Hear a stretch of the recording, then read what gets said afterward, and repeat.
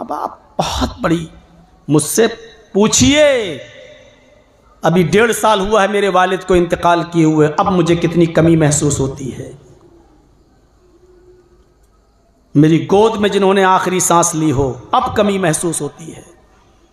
अब समझ में आता है कि बाप को क्यों बाप कहा गया है, क्या होता है वो। तसव्वुर कीजिए आप। और बाप के साथ खिदमत करने के वाकयात और मामलात वो बतला रहा है जिसने पैदा होने के बाद अपने बाप को नहीं देखा। 6 साल की उम्र में जिसने अपनी मां को खो दिया हो, 8 साल की उम्र में जिसने अपने दादा को खो दिया हो, वो बतला रहा है बाप और मां के साथ क्या सुलूक करना चाहिए, वो बता रहा है। मेरे प्यारे साथियों, बहुत बड़ी नियामत है जिनके पास मां और बाप दोनों है, कद्र कर लो। या जिनके पास दोनों में से एक है, कद्र कर लो। वक़ज़ा रब्बुका अल्ला तअबुदू इल्ला इय्याह, तुम्हारे रब ने हुक्म दिया है इबादत सिर्फ अल्लाह की होगी बस। और अल्लाह ने अपनी इबादत के बाद फौरन कहा वबिल वालिदैनि इहसाना, और बाप के साथ, माँ बाप के साथ एहसान करो। मैंने तर्जमा किया एहसान करो। एहसान जानते हो किसको कहते हैं? वबिल वालिदैनि इहसाना। एहसान में हर नेकी शामिल है, हर नेकी।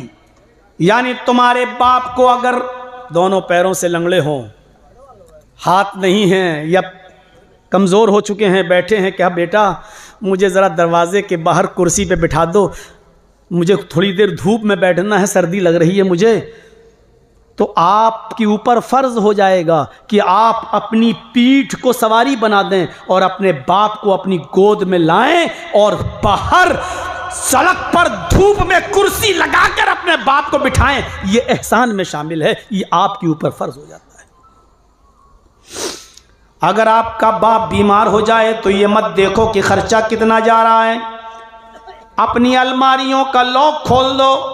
अगर आपके बाप की ज़िंदगी एक दिन भी बच रही है और उसके लिए लाखों रुपया खर्च हो रहा है, तो लाखों रुपया मत देखो, ये एहसान में शामिल है। इसलिए कि बाप ना होता, अगर तुझे पैदा न किया होता तो ये दौलत तेरे पास ना होती।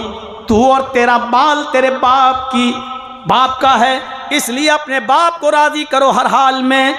हज़रत उमर फारूक रज़ी अल्लाह ताला अन्हु खाने काबा का तवाफ़ कर रहे हैं। एक आदमी को देखा कि वो अपनी लंगड़ी लूली और अंधी माँ को तवाफ़ करा रहा है, अपने गोद पे अपनी पीठ पर लाद कर। हज़रत उमर ने कहा मुबारक हो, ये तुम्हारी माँ है, अल्लाह ने तुम्हें खिदमत करने का मौका दिया, तुम अपनी माँ को तवाफ़ करा रहे हो। उस आदमी ने पूछा अमीरुल मोमिनीन, क्या मेरी माँ का हक अदा हो गया? मैं लंगड़ी लूली, अपाहिज और अंधी माँ को अपनी पीठ पर लाद कर खाने काबा का तवाफ़ करा रहा हूँ, क्या मैंने अपनी माँ का हक अदा कर दिया? हज़रत उमर फारूक कहने लगे हक की बात पूछता है, अपनी माँ का हक अदा कर दिया। जब तुझे तेरी माँ पैदा कर रही थी, जब तुझे जन रही थी, जब तुझे अपने पेट से बाहर ला रही थी और तुझे पैदा करते वक्त जो उसको दर्द हो रहा था, उस दर्द में जब उसने पहली चीख निकाली थी, अभी तो तूने अपनी माँ की उस पहली चीख का भी हक अदा नहीं किया, अब पूरी जिंदगी का तू हक अदा कैसे कर सकता है? अभी तो तूने अपनी माँ की चीख का पहला आह का भी हक अदा नहीं किया और पूछता है कि मैंने अपनी माँ का हक अदा कर दिया। माँ का हक अदा नहीं हो सकता। 2 चीजें। तीसरी चीज पर आइए जिससे आज हमारी नौजवान नस्ल बड़ी गाफिल है। पहली चीज शिर्क मत करना, चाहे जला दिए जाओ चाहे कत्ल कर दिए जाओ, पहली चीज। दूसरी चीज अपने वालिदैन की कभी नाफरमानी मत करना, अगरचे वो तुम्हें हुक्म दें कि अपने घर से निकल जाओ, मालो दौलत छोड़ दो, बीवी बच्चों से दूर हो जाओ, तुम्हें अपने माँ बाप की बात मानना पड़ेगी। तीसरी चीज वला तत्रुकन्न सलातन मक्तूबतन मुतअम्मिदन फक़द बरियत मिन्हु ज़िम्मतुल्लाह। वला तत्रुकन्न सलातन मक्तूबतन मुतअम्मिदन फ़इन्न मन तरक सलातन मक्तूबतन मुतअम्मिदन फ़क़द बरियत मिन्हु ज़िम्मतुल्लाह। लोगों कभी किसी भी हाल में फर्ज नमाज मत छोड़ना। ला तत्रुकन्ना कहा, किसी भी कंडीशन में, किसी भी हालत में तुम फर्ज नमाज मत छोड़ना। फ़इन्न मन तरक सलातन मक्तूबतन मुतअम्मिदन, इसलिए कि जो कसदन जानबूझकर आमदन फर्ज नमाज तर्क कर देता है, फर्ज नमाज छोड़ देता है, फ़क़द बरियत मिन्हु ज़िम्मतुल्लाह, तो अल्लाह की फिर उसके ऊपर कोई जिम्मेदारी नहीं रहती। और अल्लाह की जिम्मेदारी से वो दूर हो गया। ड्राइवर बैठता कहता नहीं साहब आप मुझ पर भरोसा रखते हैं, ये अल्लाह के बाद आप पर ही भरोसा है भाई। तो ठीक है, जब आप मुझको भरोसा रखते हो तो अभी आपको खैरियत के साथ पहुंचाना ये मेरी जिम्मेदारी है।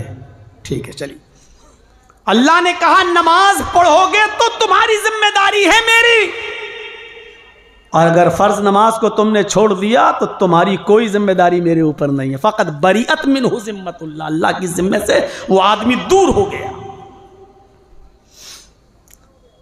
कभी मत छोड़ना, ये मजबूरी नहीं चलेगी। मैं बैंक में नौकरी करता हूं, लिखा पढ़ी करता हूं, मौलाना साहब बैंक का मैनेजर मुझे इजाज़त नहीं देता, मैं जिस ऑफिस में काम करता हूं हमारा मालिक, हमारा मैनेजर हमें इजाज़त नहीं देता, मैं जो बिज़नेस करता हूं उसमें मसरूफ़ रहता हूं, मैं उसमें जो है हमें फुर्सत नहीं मिलती, क्या मैं शाम को घर आकर इकट्ठी पढ़ सकता हूं? ये सब बहाने नहीं चलेंगे। और माफ़ कीजिएगा, मसला अपने दिमाग की खोपड़ियों में बिठा लीजिएगा, अच्छी तरीके से मसला याद रखिएगा।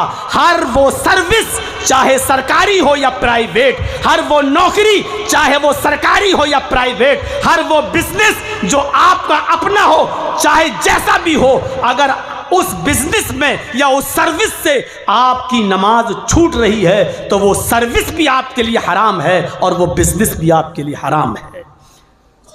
नमाज को नहीं छोड़ा जा सकता है, सर्विस छोड़ी जा सकती है, बिजनेस छोड़ा जा सकता है, लेकिन नमाज नहीं छोड़ी जा सकती है। सिर्फ दो चीजें हैं उज़्र, ये दो चीजें अगर आपके पास हैं तो नमाज को मुलतवी कर सकते हैं, पोस्टपोन, पढ़ना फिर भी पड़ेगी। वो दो चीजें क्या हैं? इज़ा हज़रत ताम, आपके सामने बीवी ने खाना रख दिया, आपके सामने खाना आ गया और जैसे ही खाना आया अजान होने लगी, अल्लाहु अकबर अल्लाहु अकबर, तो अब खाना खा लो, क्योंकि अब छोड़ के जाओगे तो नमाज में खाने की तरफ दिमाग लगा रहेगा तुम्हारा।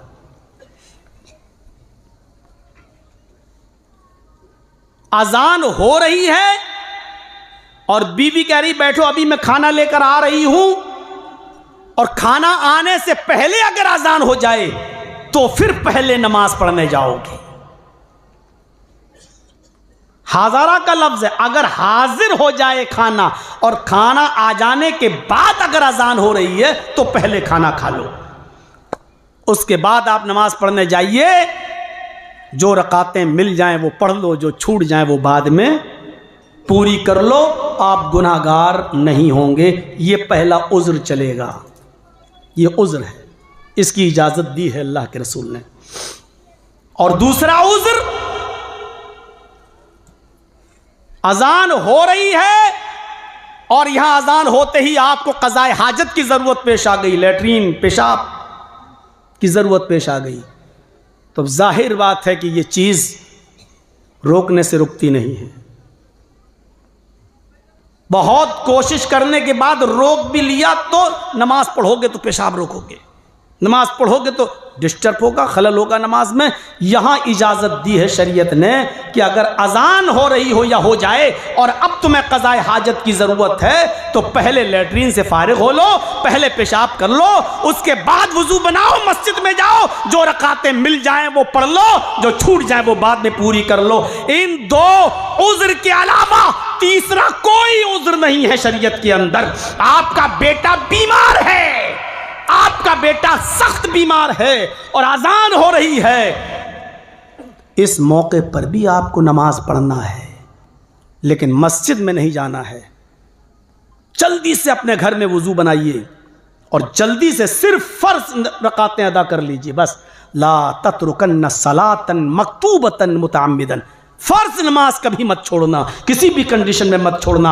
आपका बेटा बीमार है, इधर अजान हो रही है, अजान के बाद 15 मिनट के बाद जमात होगी, जमात में भी इमाम साहब अगर लंबी लंबी सूरतें पढ़ देंगे तो और 10 मिनट चले जाएंगे।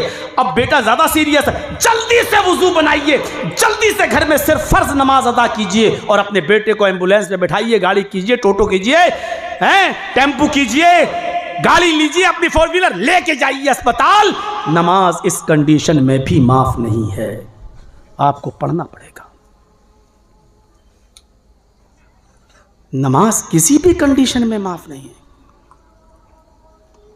किसी भी कंडीशन में। हमारी मां बहनों को चंद दिन की छूट मिल जाती है बस, उसके अलावा कोई कंडीशन में माफ नहीं है। उनको अपने महीने के चंद दिनों के लिए नमाजें छोड़ना पड़ती हैं। उनको भी अल्लाह के रसूल ने कहा कि अब इसको दोहराने की ज़रूरत नहीं है, बाद में पढ़ने की ज़रूरत नहीं है। लेकिन याद रखें कि हमारी माँ बहनें भी जिस दिन वो पाक होंगी, जिस दिन उनका पीरियड बंद होगा, उनको उसी वक्त गुस्ल करना है, उसी वक्त गुस्ल करना है और नमाज पढ़ना है। अगर वो 3 बजे 4 बजे दिन में पाक होती हैं, असर का वक्त शुरू हो चुका है, फौरन गुस्ल करेंगी और असर के वक्त अब असर की नमाज नहीं पढ़ेंगी, जोहर की 4 रकात पढ़ेंगी और 4 रकात असर की पढ़ेंगी। जोहर और असर वो जमा करके पढ़ेंगी। याद रखिएगा, यहां मुसाफिर वाला हुक्म होगा उनके ऊपर, क्योंकि अगरचे जोहर का वक्त निकल गया लेकिन असर का वक्त है और मुसाफिर जोहर और असर दोनों को एक साथ पढ़ सकता है। इसलिए वो औरत जो 3:30 बजे पाक हो रही है और असर का वक्त शुरू हो चुका है, तो असर के वक्त नहाएगी और नहाने के बाद 4 रकात जोहर पढ़ेगी और 4 रकात वो असर पढ़ेगी। हाँ, अगर जोहर से पहले पाक होती है तो सिर्फ जोहर की नमाज पढ़ेगी, फिर असर के वक्त असर की पढ़ेगी। लेकिन अगर असर के बाद पाक हो रही है तो जोहर भी पढ़ेगी और असर भी पढ़ेगी। यही हाल मगरिब का है। अगर कोई औरत रात में 10 बजे पाक हो रही है तो 10 बजे वो नहाएगी, गुस्ल करेगी, 3 रकात मगरिब पढ़ेगी और 4 रकात इशा पढ़ेगी। 3 मगरिब और 4 इशा, ये रकातें पढ़ने के बाद मगरिब और इशा को जमा करेगी, जमा करेगी। मेरे भाइयों, हाँ, अगर मगरिब से पहले पाक हो रही है तो जोहर और असर दोनों पढ़ेगी। मगरिब के बाद पाक हो रही है और इशा का वक्त शुरू नहीं हुआ है तो सिर्फ मगरिब पढ़ेगी, और इशा के बाद पाक हो रही है तो मगरिब और इशा दोनों पढ़ेगी। याद रखिएगा, बात थोड़ी सी आगे निकल गई। इसके अलावा कोई कंडीशन नहीं है नमाज की माफ की।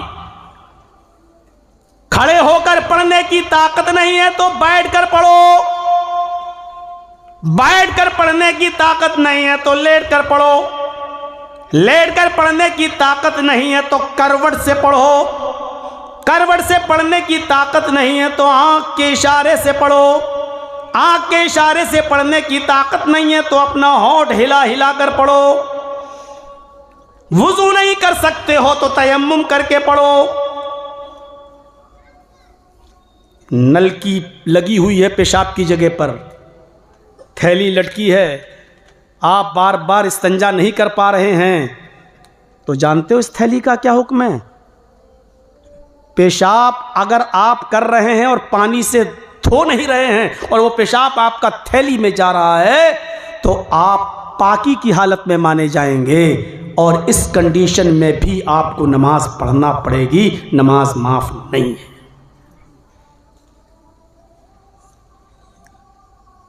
कहां हैं हम और आप?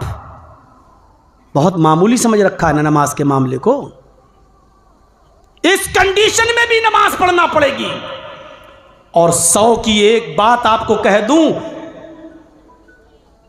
10 लड़कियों के बाद आपको अल्लाह ने एक लड़का दिया है, कितनी खुशी होगी। 6 लड़कियों के बाद एक लड़का आपके घर में पैदा हुआ, कितनी खुशी होगी। आप फूले नहीं समा रहे हैं मारे खुशी के कि आज हमें लड़का हुआ, अल्लाह ने मुझे बेटा दिया है। यहां बेटे की पैदाइश की खबर आपके कानों में जाती है और इधर आजान की आवाज आ रही है, हय्या अलस सलाह। इस खुशी के आलम में भी तुम अल्लाह को फरामोश नहीं कर सकते हो, भूल नहीं सकते हो। अल्लाह ने तुझे 6 बेटियों के बाद एक बेटा दिया है, अब नमाज का वक्त हो गया है। इस खुशी के आलम में भी तेरे ऊपर नमाज माफ नहीं है, तुझे अभी भी नमाज पढ़ने के लिए जाना पड़ेगा। अच्छा सुनिए, 6 बच्चियों के बाद एक बेटा पैदा हुआ था, 12, 13, 15 साल की उम्र में उसका इंतकाल हो गया। क्या हालत होगी। एक बेटा था वो भी अल्लाह ने ले लिया। क्या पहाड़ टूटेगा बाप के ऊपर। उस बाप के कलेजे से पूछो क्या गुजरेगी उसके ऊपर। यहां जवान बेटे का इंतकाल हो गया, इकलौता बेटा था। 7-8 बेटियों के बाद एक बेटा मिला था और वो भी मर गया, उसका भी इंतकाल हो गया। यहां आप टेंशन में अपने बेटे की जुदाई में रो रहे हैं, आपकी आंखों से आंसू बह रहे हैं और इस वक्त अजान का आवाज आपके कानों में आ रही है, हय्या अलस सलाह।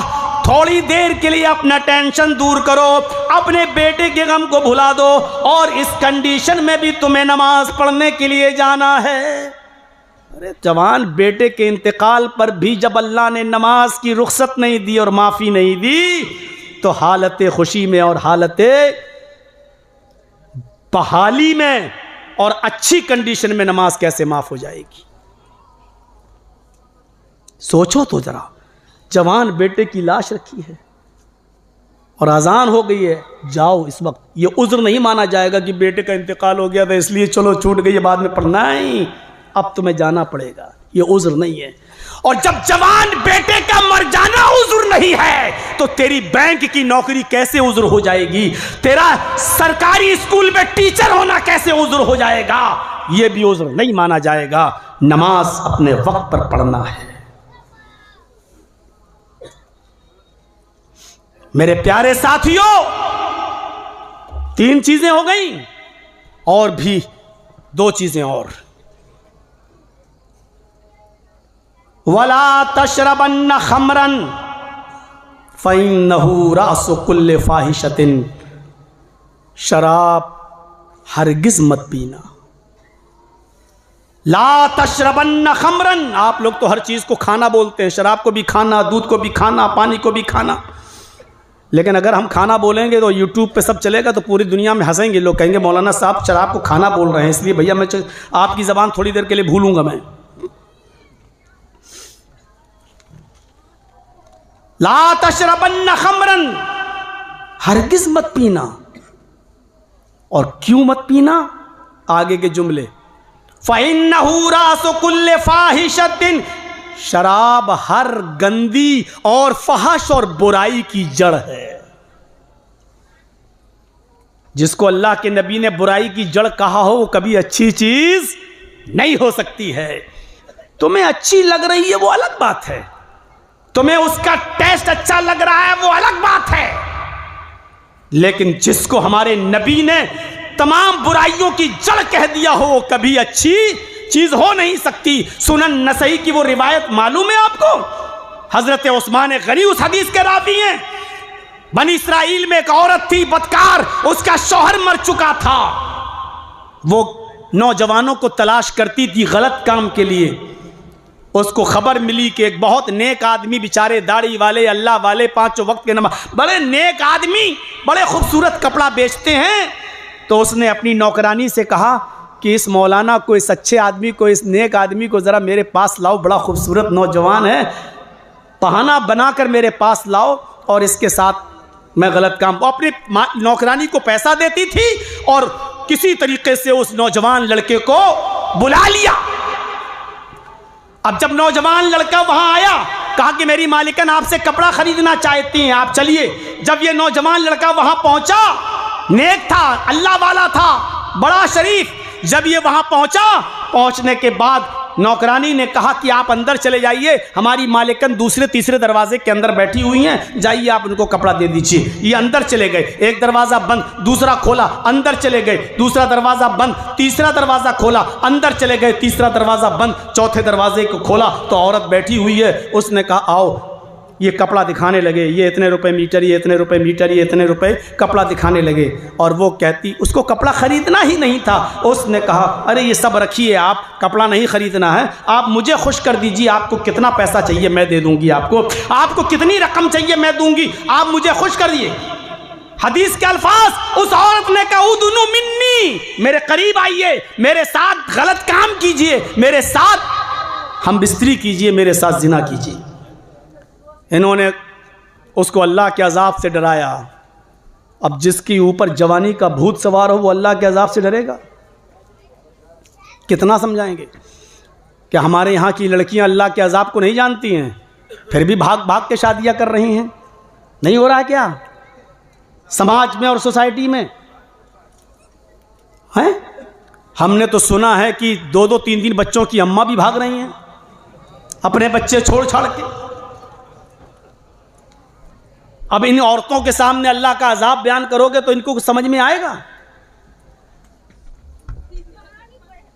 हालात ऐसे हो चुके हैं मेरे भाइयों, दीनी मदरसे में पढ़ने वाली आलिमा और फाजला, बुखारी पढ़ने वाली, कुरान की तफसीर पढ़ने वाली, बुर्के में जाने वाली, बुर्के में रहने वाली लड़की भी जब उत्तर प्रदेश के अंदर, मेरे प्यारे साथियों, एक कॉन्वेंट स्कूल में अगर पढ़ाती है और पढ़ाते पढ़ाते गैर मुस्लिम लड़के के साथ उसका प्यार का चक्कर चल जाता है तो मंदिर में जाकर और सिंदूर लगा के शादी करती है और हिंदू धर्म को कबूल करती। जब हालात इस स्टेज तक पहुंच जाएं तो आप अपनी बेटियों से फिर क्या उम्मीद रखेंगे? आप समाज की बहन और बेटियों से कौन सी उम्मीद लगाएंगे?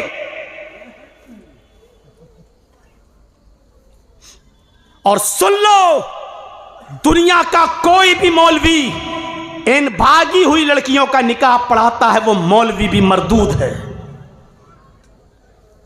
कोई भी लड़की किसी भी लड़के के साथ भागकर किसी दूसरी जगह अगर शादी करती है तो वो शादी नहीं मानी जाएगी। कोर्ट मैरिज करती है तो वो भी जायज नहीं है। दूसरे गांव में जाकर कोई हाजी, कोई नमाजी, कोई बुढ़ा, कोई बुजुर्ग आदमी कहता बेटी कोई बात नहीं, मैं तेरा बाप बन गया हूं, तो तेरे बाप बन जाने से वो तेरी बेटी नहीं बन जाएगी। जब तक वो अपने उस भागाए हुए लड़के के साथ रहेगी, जिना का गुनाह इस बने हुए बाप पर भी पड़ेगा। बेगैरत कठमुल्लो, तुम्हें किसने बता दिया कि भागी हुई लड़की का निकाह पढ़ा दो?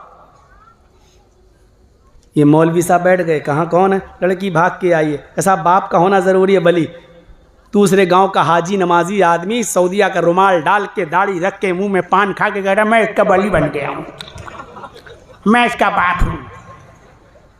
बाप बन गया तू? तेरे बाप बन जाने से वो तेरी बेटी हो गई। अब मौलाना साहब पढ़ने लगे, या अय्युहल्लज़ीना आमनू तक़ुल्लाह हक़्क़ तुक़ातिही वला तमूतुन्ना इल्ला व अंतुम मुस्लिमून या अय्युहन्नासु तक़ू रब्बकुमुल्लज़ी ख़लक़कुम। अरे मौलवी तू 3 आयतें क्या, 3 कुरान पढ़ जा, 3 लाख कुरान पढ़ ले, लेकिन वो लड़की हलाल नहीं होगी जब तक कि उसका बाप इजाजत नहीं देगा। तब तक अपने माँ बाप से भाग कर जाने वाली लड़कियों, बंगाल के किसी भी कोने में तुम निकाह के बाद रह रही हो, रब्बे काबा की कसम तुम हरामकारी कर रही हो, तुम जिनाकारी कर रही हो, तुम्हारे जितने बच्चे पैदा हो रहे हैं वो सब हरामी बच्चे हैं, नाजायज बच्चे हैं। ना उनका वरासत से कोई हक है, ना उनकी जमीन और जायदाद में कोई मिल्कियत है, वो इस हक से महरूम है। वो आदमी भी जिनाकारी कर रहा है, वो लड़की भी बदकारी कर रही है, और जितने बच्चे पैदा हो रहे हैं वो सारे बच्चे हरामी और नाजायज बच्चे पैदा हो रहे हैं, चाहे उसका निकाह सऊदिया के इमाम हरम ने ही क्यों ना पढ़ाया हो। शरीयत तेरे बाप की मीरास है क्या? शरीयत में उमर और अम्मार का नहीं चला तो तेरा चलेगा फतवा। 2-2 बच्चों की अम्मा और 5-5 बच्चों की अम्मा भाग गई, बच्चों को छोड़ के भाग गई, और बाद में पता चला जब मरेंगी ना, न इधर के हुए न उधर, न खुदा ही मिला न विसाले सनम, न इधर के रहे न उधर के हुए हम। गलत है, नहीं होना चाहिए। बाप मौजूद है तो बाप वली है। निकाह पढ़ाते वक्त बाप से इजाजत ली जाएगी। हमारे यहां निकाह पढ़ाते हैं, एक वकील बनता है, 2 गवाह बनते हैं, वकील मोहल्ले का कोई एक आदमी नहीं, बाप वकील बनेगा अगर बाप जिंदा है तो। और बाप कहेगा कि हां हम अपनी बेटी की शादी कर रहे हैं, और बेटी भी अगर उस शादी से खुश है तो। दोनों तरफ है। बाप शादी जबरदस्ती करा रहा है बेटी की, और बेटी वहां नहीं करना चाहती, तब भी शादी नहीं होगी। सुन लीजिए आप, बेटी जहां शादी करना चाह रही है वहां शादी होगी, लेकिन बगैर बाप की इजाजत के नहीं होगी। ये दोनों चीजें हैं।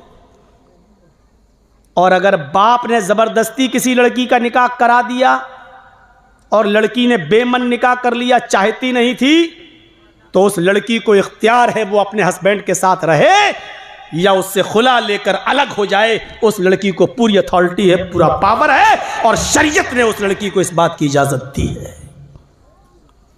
इसलिए हमारे वालिदैन को चाहिए कि अपनी लड़कियों की भी मर्जी पूछें, बेटा फला जगह तुम्हारा रिश्ता करना चाहता हूं, क्या वो लड़का तुम्हें पसंद है? शरीयत के मामले में शर्म नहीं। बाप खुद पूछे अपनी बेटी से। बाप को कहते बेटी हमें क्या जवाब देगी, बेटी को बता देना भी चाहिए। हजरत उमर ने तो अपनी बेटी से पूछा था कि बेटी तुम सच सच बताओ कि एक औरत शौहर के बिना कितने दिन तक रह सकती है। पहले इशारा किया 1, कहा अगर और नेक हुई तो, कहा 2 महीना, और कहा 3 महीना, कहा बेटी अगर बहुत ज़्यादा नेक हुई लड़की तो, कहा 4, कहा बहुत अल्लाह वाली हुई तो, इशारा कर दिया यानी 4 से ज़्यादा नहीं। 2-2 साल सऊदीया में रहने वालों, बीवी को यहाँ छोड़ के जाने वालों, हज़रत उमर फारूक ने कानून बना दिया था कि कोई भी आदमी अगर मैदान जंग में भी जाएगा तो 4 महीने से ज़्यादा उसको वहाँ नहीं रोका जाएगा, और 4 महीने में एक बार घर भेजा करते थे। इसका नाम है शरीयत।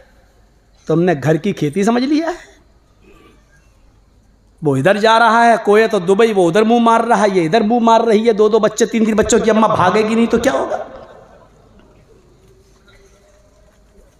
ये पर्सनल जिंदगी है। इसमें आप, हाँ बीवी अगर आपको इजाजत दे रही है वो एक अलग मैटर हो जाता है, लेकिन वो किस दिल से इजाजत देती है उसको समझना मर्द का।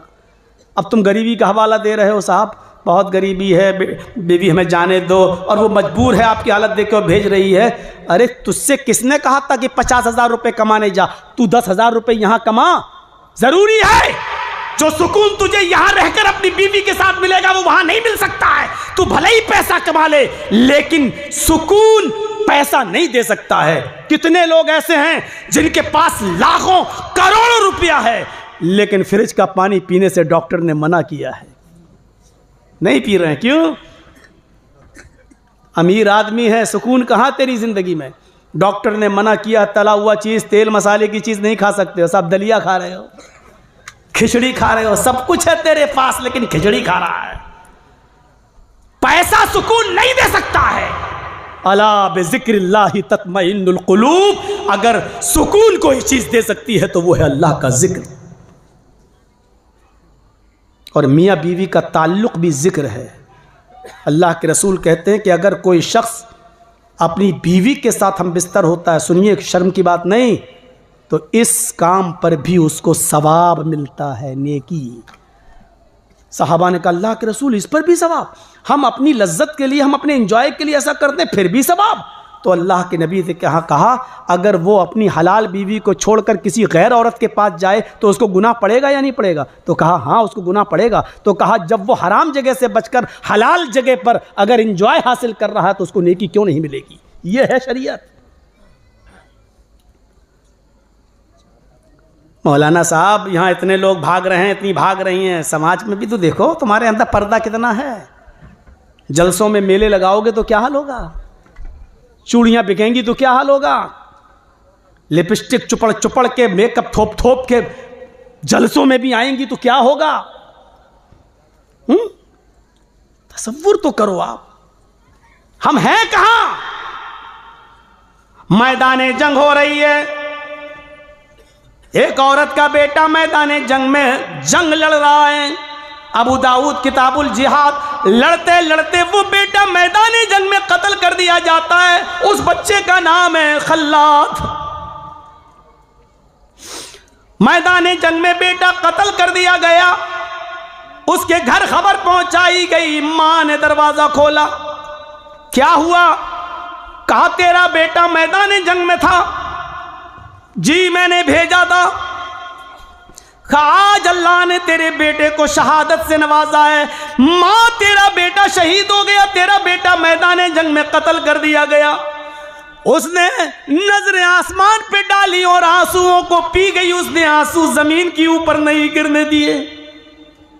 हाथों में गिलेब्स पहने, पैरों में सॉक्स पहने, अपने हाथों को छिपाया, पैरों को छिपाया और ढीली ढाली चादर ओढ़ी, चेहरा छिपाया, सिर्फ आंखें खुली हैं। और इस हाल में वो मैदाने जंग में जाती है और चीख कर कहती है आई नबनी, आई नबनी, मेरा बेटा कहाँ है, मेरा बेटा कहाँ है?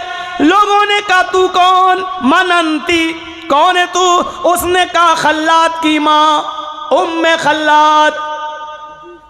कहा जाओ इसको इसके बेटे की लाश के पास पहुंचा दो, ये अपने बेटे को देख ले। लोगों ने उसके बेटे की लाश के पास पहुंचा दिया। मां अपने बेटे को देख रही है, आंखों में आंसू आ रहे हैं, लेकिन अल्लाह का शुक्र अदा कर रही है। अल्लाह तूने मेरे बेटे को शहादत से नवाजा है, मेरे बेटे को शहादत का दर्जा अता फरमाया है। लोगों ने कहा, सहाबा ने कहा, ऐ खातून, ऐ खल्लाद की मां, इस हाल में कि तेरा बेटा मर गया, तेरा बेटा शहीद हो गया, कत्ल कर दिया गया, और तू हाथों में गिलेब्स पहने, पैरों में सॉक्स पहने हैं, अपना चेहरा छिपाए हुए, ये बेटे की मौत की खबर सुनकर तो बड़ी बड़ी माएं पागल हो जाती हैं, उनका दिल गुर्दा बाहर आ जाता है, बाल नोचने लगती हैं, कपड़े फाड़ने लगती हैं। इस हाल में भी तू पर्दे का इतना ख्याल कर रही है, अपने बेटे को भी देखने आई तो इस पर्दे के साथ चीख कर कहती है, ओ मोहम्मद के साथियों, मैदाने जंग में मैंने अपना बेटा खोया है, अपना पर्दा नहीं। मैदाने जंग में अपने बेटे को जाये किया है, मैंने अपना बेटा खोया है, मैं अपनी शर्म हया नहीं खो सकती। ये था पर्दा। मैदाने जंग में भी मैंने अपना बेटा खोया है, मैंने अपना पर्दा नहीं खोया, मैं अपनी हया नहीं खो सकती। तुम जाओगे तो चेहरा खोल के देखूंगी, जब तक तुम मेरे सामने रहोगे मैं चेहरा खोलकर अपने बेटे को नहीं देखूंगी। मेरी मां बहनों, सच बताना, इस हदीस की रोशनी में जरा अपना चेहरा देखकर बताओ, इस हदीस के आईने में तुम कैसी लग रही हो? इस हदीस के आईने में, इस किस्से और इस कहानी के आसरे आईने में झांक कर देखो तुम्हारा चेहरा कैसा लग रहा है, हम कैसे नजर आ रहे हैं। वला तशरबन्न खमरन फइन्नहु रासु कुल्लि फाहिशा। बात आगे निकल गई। वो आदमी उस औरत के पास चला गया, उसने कपड़ा हटा दिया, हटाओ रखो, पैसा मैं दूंगी तुम्हें, रकम, आओ मेरे साथ जिना करो। यहीं से हम बहक गए थे, दूसरी तरफ चले गए थे। उसने बहुत समझाया, अल्लाह के अजाब से डरो, जवानी का भूत चढ़ा, शौहर मर चुका था, कहने लगी सब समझा चुके, ठीक है चलो अब आओ मेरे साथ जिना करो।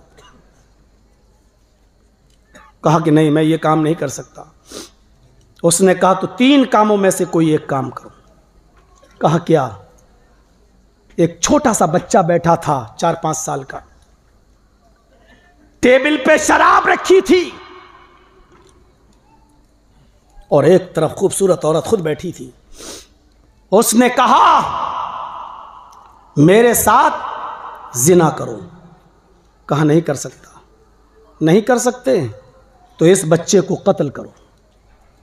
कहा यह भी नहीं कर सकता। कहा शराब पियो। इन 3 कामों में से कोई एक तो करना पड़ेगा, और अगर नहीं करते हो तो तुम चारों तरफ से घिर चुके हो, तुम्हारी जान जाएगी।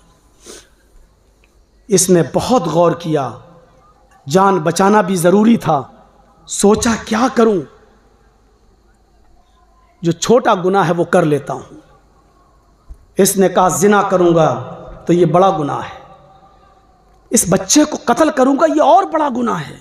किसी मासूम की बच्चे की जिंदगी से क्यों खिलवाड़ करूं, चलो शराब पी लेता हूं।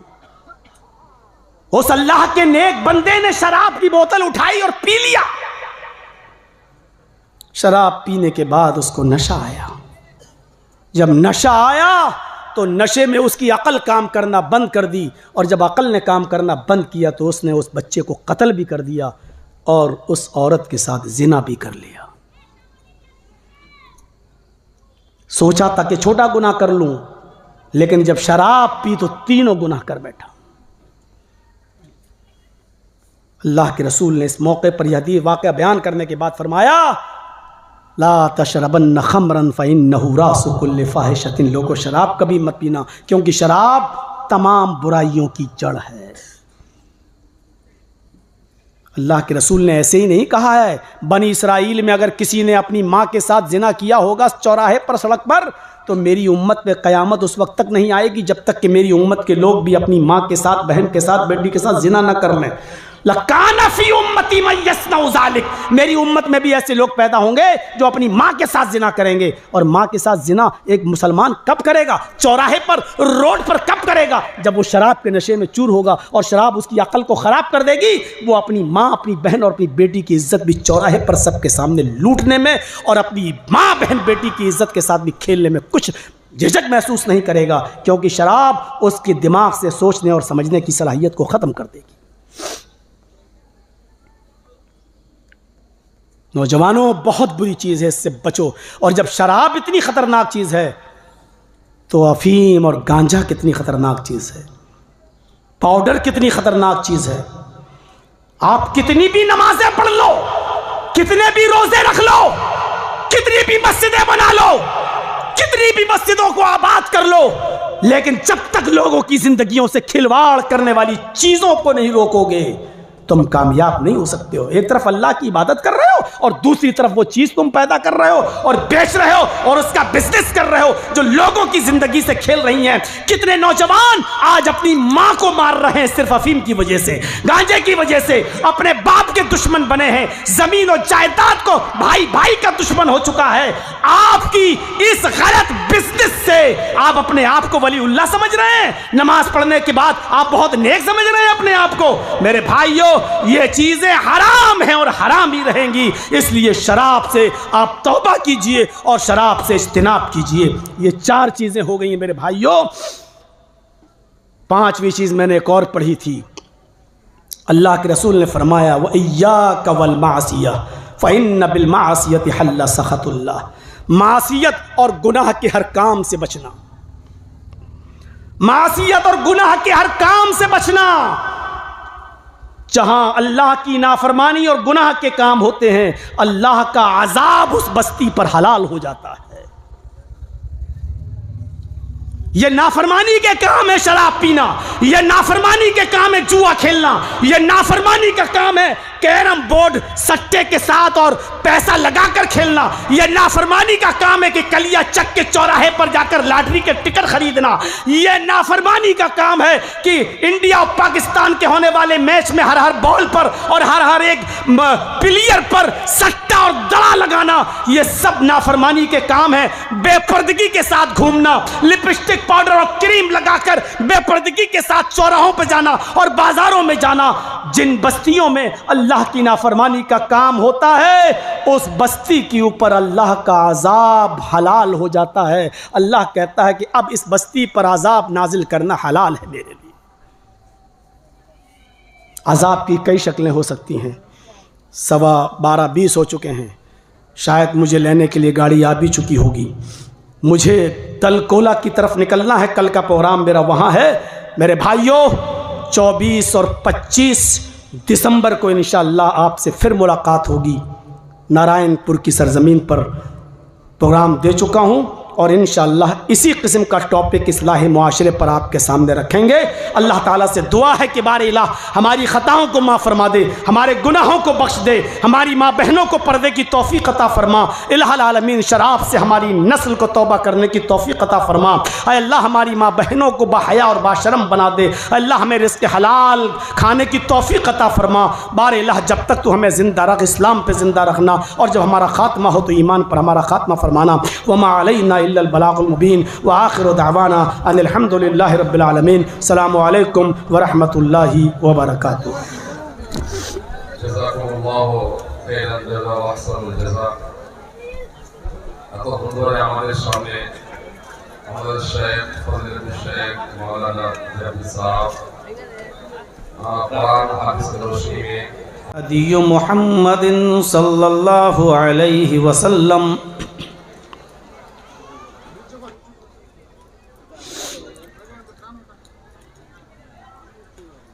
व शर्रुल उमूरि मुहदसातुहा व कुल्लु मुहदसतिन बिदअह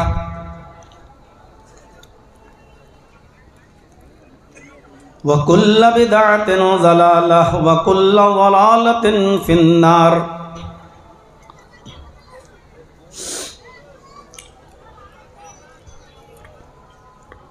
अऊज़ु बिल्लाहि मिनश शैतानिर रजीम।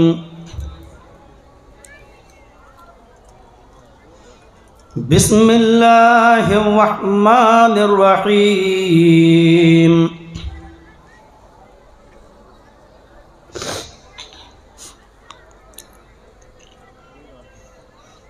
वमन यब्तगि गैरल इस्लामी दीनन फलन युक़बल मिन्हु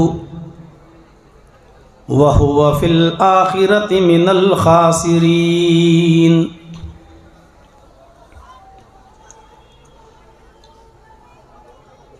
वअन मुआज़ इब्न जबल रज़ियल्लाहु तआला अन्हु क़ाल औसानी रसूलुल्लाहि सल्लल्लाहु अलैहि वसल्लम बिअश्रि कलिमात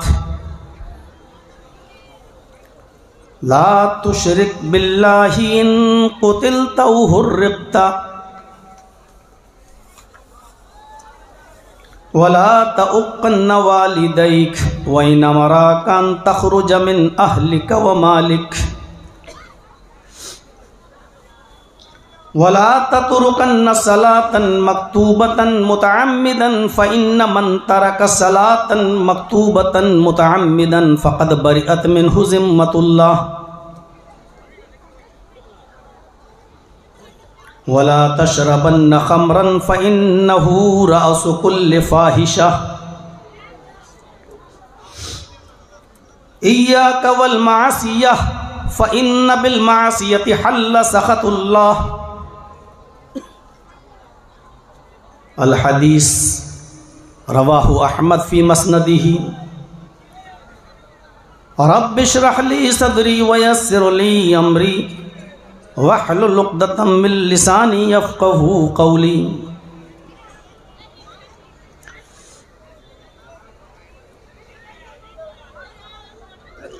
मुअज़्ज़ज़ मुअक्कर मोहतरम उलमाए किराम,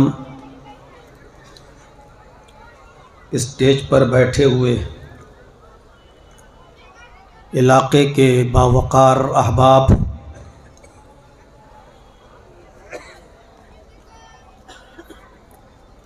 क़ुर्ब जवार से अतराफ़ व अकनाफ़ से तशरीफ़ लाए हुए सामईन हज़रात, पर्दा नशीन इस्लामी ख़वातीन, माँ और बहनों, कौम व मिल्लत के लायकवर नौजवानों, मुस्तक़बिल के होनहार अज़ीज़ बच्चों,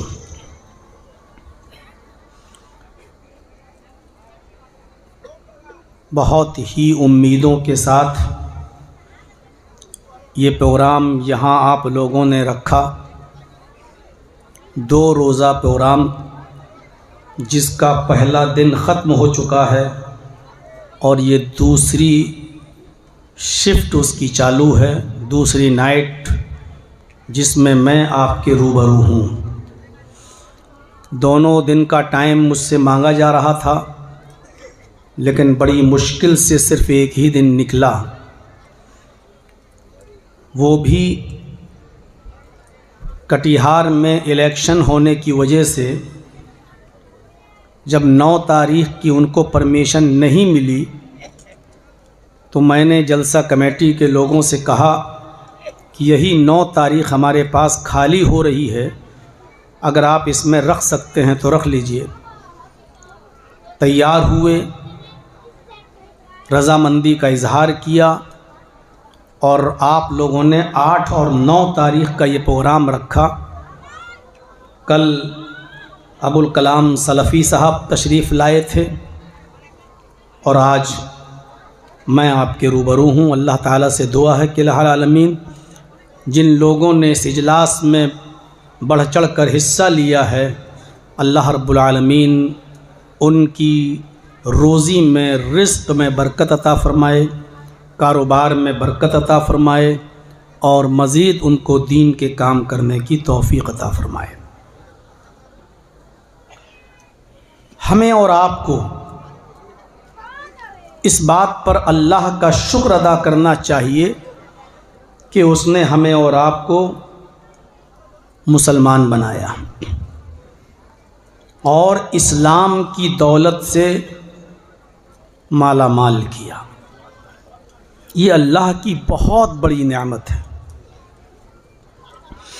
इस्लाम से पहले जो कंडीशन थी, जो हालात थे, वो सबको मालूम है कि कितने ख़राब हालात थे और दुनिया सिसक रही थी, कराह रही थी। खुशगवार माहौल नहीं मिल पा रहा था।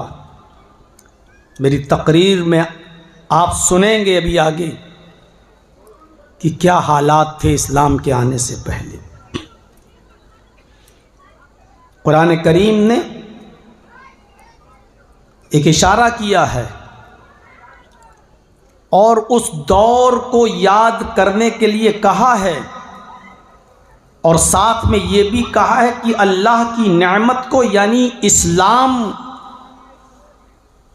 जैसी नेमत जो हमने तुम्हें दी है, ये उसी की बरकत है कि आज तुम इस अमन और अमान और शांति वाली ज़िंदगी तुम जी रहे हो।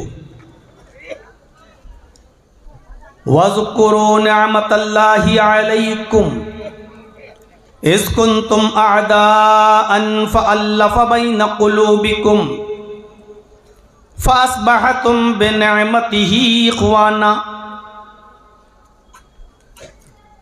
याद करो अल्लाह की उस नेमत को जो उसने तुम्हारे ऊपर की है। नेमत, कृपा, रहमत। याद करो तुम अल्लाह की उस नेमत को जो उसने तुम्हारे ऊपर की है। इज़ कुंतुम अअदाअन, कि तुम आपस में एक दूसरे के दुश्मन थे, शत्रु थे, एक दूसरे को मारने और काटने पर तुले हुए थे। उससे नीचे कोई बात नहीं किया करते थे। तो मारने और मरने से नीचे कोई बात नहीं हुआ करती थी।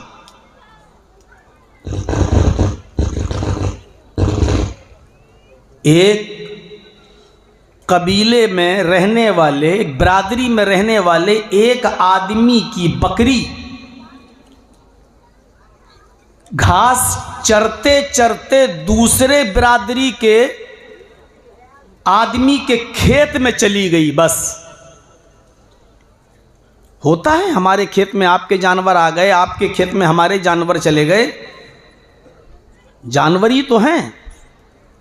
लेकिन इतनी सी बात को लेकर मुहम्मदुर रसूलुल्लाह सल्लल्लाहु अलैहि वसल्लम के आने से पहले इतनी सी बात को लेकर झगड़ा होता है कि तेरी बकरी मेरे खेत में कैसे आ गई।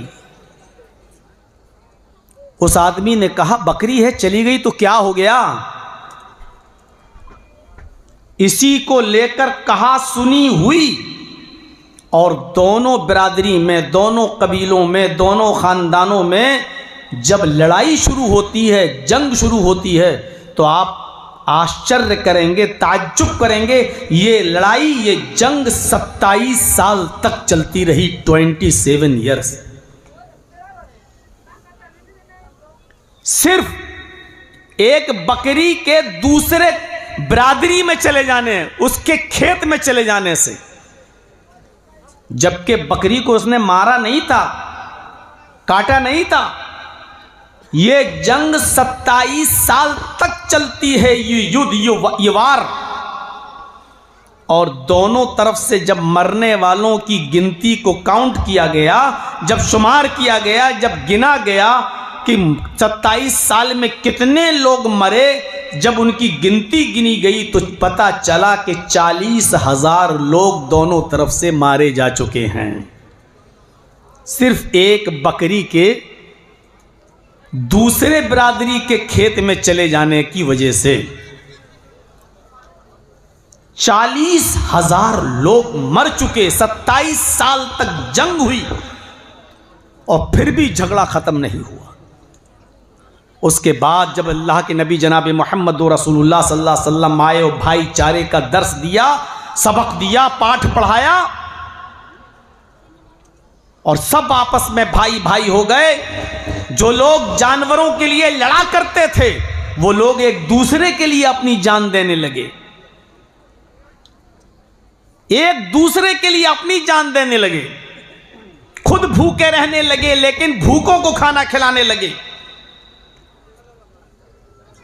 मेहमानों की इज्जत इतनी करने लगे कि एक ही आदमी का खाना है तो खुद चिराग बुझा दिया करते थे, मुंह सिर्फ चलाते थे और मेहमान को खिलाते थे। मेहमान खाता था और मेजबान सिर्फ मुंह चलाता था, अंधेरा कर देता था, ताकि मेहमान को ये लगे कि ये भी मेरे साथ खा रहा है। ऐसा बना दिया मोहम्मद रसूलुल्लाह सल्लल्लाहु अलैहि वसल्लम ने।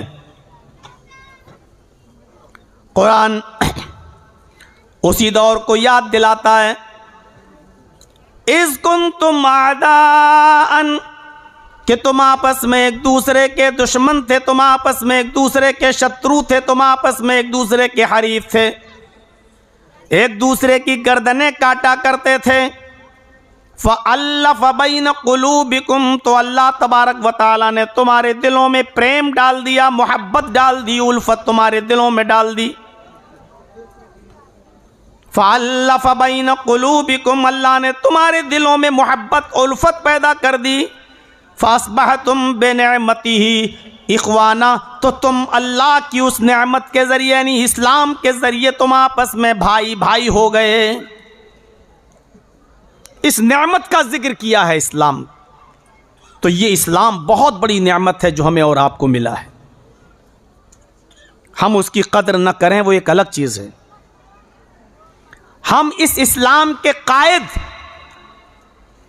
और सुपर लीडर जनाबे मोहम्मद रसूलुल्लाह सल्लल्लाहु अलैहि वसल्लम की कदर न करें, आपकी हदीस की कदर न करें, आपकी शरीयत की कदर न करें, वो एक अलग बात है। जिस कौम के पास एक एक्सपर्ट डॉक्टर हो और जो जनरल हो, हर बीमारी का इलाज करता हो, उस डॉक्टर की कौम झोला छाप डॉक्टरों से अपना इलाज करा रही हो, इससे बड़ी बेगैरती और इससे बड़ी जिहालत क्या होगी। जिस कौम के पास एक्सपर्ट डॉक्टर हो, मोहम्मदुर रसूलुल्लाह सल्लल्लाहु अलैहि वसल्लम, जो हर मर्ज का इलाज करते हो, और उस डॉक्टर की, उस नबी की उम्मत उस एक्सपर्ट डॉक्टर को छोड़कर बहरूपियों के पास जा रही हो, झोला छाप डॉक्टरों के पास जा रही हो और उनके बताए हुए कारनामे कर रही हो, शादियों में, समाज में, इलाके में, तो उससे बड़ी जाहिल कौम फिर कौन हो सकती है। इससे बड़ी हमारी महरूमी और क्या हो सकती है। हम पेटेंट इलाज छोड़कर डुप्लीकेट इलाज के पीछे भाग रहे हैं। वमन यब्तगी गैरल इस्लामी दीनन फलन युक़बल मिन्हु, इस्लाम को छोड़कर अगर कोई दूसरा दीन तुम तलाश करोगे, कोई दूसरा रास्ता तुम अपनाओगे, कोई दूसरा दीन तुम एक्सेप्ट करोगे, फलन युक़बल मिन्हु, तो वो रिजेक्ट कर दिया जाएगा, वो कबूल नहीं किया जाएगा। अल्लाह ने साफ कह दिया, इस्लाम को छोड़कर अगर कोई दूसरा दीन तलाश करोगे तो वो एक्सेप्ट नहीं होगा, वो कबूल ही नहीं है। वह हुआ फिल आखिरत मिनल खासिरीन, और आखिरत के अंदर वो आदमी नुकसान उठाने वालों में से होगा। इस्लाम को छोड़कर कोई दूसरा दीन अगर कोई मानता है तो वो नुकसान उठाएगा क़यामत के दिन, आखिरत के अंदर। इस्लाम को अल्लाह ने इतना पसंद क्यों किया कि उसने ये कह दिया कि इस्लाम को छोड़कर कोई दूसरा दीन तलाश करोगे तो कबूल नहीं किया जाएगा। इन्नद्दीन इंदल्लाहिल इस्लाम, इसलिए कि अल्लाह की नज़र में, अल्लाह के नज़दीक इस्लाम से बेहतर कोई मज़हब नहीं है। सबसे पसंदीदा दीन इस्लाम है, और यही इस्लाम अल्लाह ताला ने मुकम्मल कर दिया था मुहम्मदुर रसूलुल्लाह सल्लल्लाहु अलैहि वसल्लम के ज़माने में। नबी अकरम के ऊपर हज्जतुल विदा के खुतबे के बाद कुरान की आयत नाजिल होती है। अल्लाह ताला ने नबी अकरम सल्लल्लाहु अलैहि वसल्लम पर यह आयत नाजिल फरमाकर फरमा दिया कि अब इस्लाम कंप्लीट हो गया है। अल-यौम अकमलतु लकुम दीनकुम व अतममतु अलैकुम निअमती व रज़ीतु लकुमुल इस्लाम दीना। आए मोहम्मद सल्लल्लाहु अलैहि वसल्लम, आज मैंने तुम्हारे लिए तुम्हारे दीन को, इस्लाम को मुकम्मल कर दिया, कंप्लीट कर दिया। व अतममतु अलैकुम निअमती, और अपनी नेमतों का इत्माम कर दिया, अपनी नेमतें भी पूरी कर दी। व रज़ीतु लकुमुल इस्लाम दीना, और मैं तुम्हारे इसी दीन इस्लाम से राज़ी और खुश हो गया। ये इस्लाम मुकम्मल हो चुका था नबी अकरम के ज़माने में। मुकम्मल का मतलब समझते हो? अब इस इस्लाम में किसी चीज़ की न कोई कमी रह गई है और ना ही इसके अंदर किसी चीज़ का इजाफा किया जा सकता है, बढ़ाया जा सकता है। जितना मुहम्मदुर रसूलुल्लाह ने दिया है बस वही इस्लाम है। अगर कोई शख्स नबी अकरम सल्लल्लाहु अलैहि वसल्लम के इस्लाम के मुकम्मल हो जाने के बाद यह कहता है कि नहीं, यह काम भी दीन है और अल्लाह के रसूल ने वो हमें नहीं दिया है, तो समझ लो कि वो आदमी अकीदा रखता है फ़क़द ज़अमा अन्नहु मुहम्मद क़द ख़ान रिसाला। उसका यह अकीदा है कि मुहम्मद रसूलुल्लाह ने इस दीन के साथ चोरी की है। जो चीज़ नबी ने नहीं दी और हम उसको दीन समझ के करें तो इसका मतलब यह है कि वो ये समझ रहा है कि मोहम्मद रसूलुल्लाह ने दीन के साथ ख़यानत की है। ये चीज़ नबी के बाद जो हम दे रहे हैं वो दीन है, ये समझ रहा है वो आदमी। न इसमें कमी हो सकती है, न इसमें बढ़ोतरी हो सकती है। वातममतु अलैकुम नेमती, हमने अपनी नेमतों को भी पूरा कर दिया। जितनी चीज़ें हलाल होना थी वो हलाल हो गईं, जितनी चीज़ें हराम होना थी वो हराम हो गईं। अब कोई चीज़ जो हलाल हो चुकी कोई हराम नहीं कर सकता, जो हराम हो गई उसको कोई हलाल नहीं कर सकता। अब हलाल और हराम सबको मुकम्मल कर दिया गया है। लिहाजा चोरी हराम है वो हराम रहेगी, डकैती हराम है वो हराम रहेगी, जुआ हराम है वो हराम रहेगा। जो चोर की सजा पहले थी वो अब भी है। अस्सारिकु वस्सारिकतु फक्तऊ अयदियहुमा, चोरी करने वाले मर्द का और चोरी करने वाली औरत का हाथ काट डाला जाए। अभी इस तफसील में नहीं जाऊंगा कि कितनी चोरी हो, कौन सा हाथ काटा जाए, कितना काटा जाए। जो चीज गलत हो चुकी वो हो चुकी, कयामत की सुबह तक वो चीज अब जायज नहीं होगी। जो चीज हराम कर दी गई वो हराम रहेगी, कयामत की सुबह तक उसको कोई भी हलाल अब नहीं कर सकता। इस नेमतों को मुकम्मल कर दिया गया। शराब हराम है, हराम रहेगी, चाहे कितनी अच्छी चीजों से वो बनाई जाए। अंगूर से बनाओ, जौ से बनाओ, खजूर से बनाओ, चाहे कितनी पाकीज़ा चीजों से बनाओ, अगर वो सड़ गया, उसमें नशा आ गया तो वो हराम रहेगी। कयामत की सुबह तक कोई उसको हलाल नहीं कर सकता। सूद हराम है, हराम रहेगा, इसमें कोई कंडीशन नहीं लगेगी। जैसे आजकल के बहुत से हिंदुस्तान में ऐसे कठमुल्ले पैदा हो चुके हैं जो कहते हैं कि हिंदुस्तान में रहना है तो सूद हलाल है, खा सकते हो।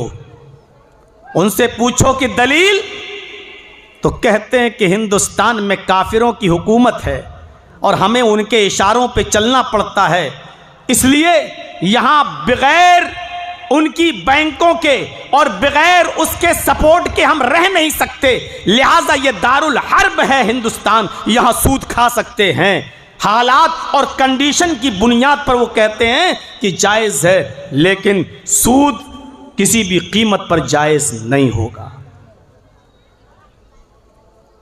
आपको गवर्नमेंट मजबूर नहीं कर रही है कि आप सूद खाइए, आपको बैंक मजबूर नहीं कर रही है कि सूद लीजिए।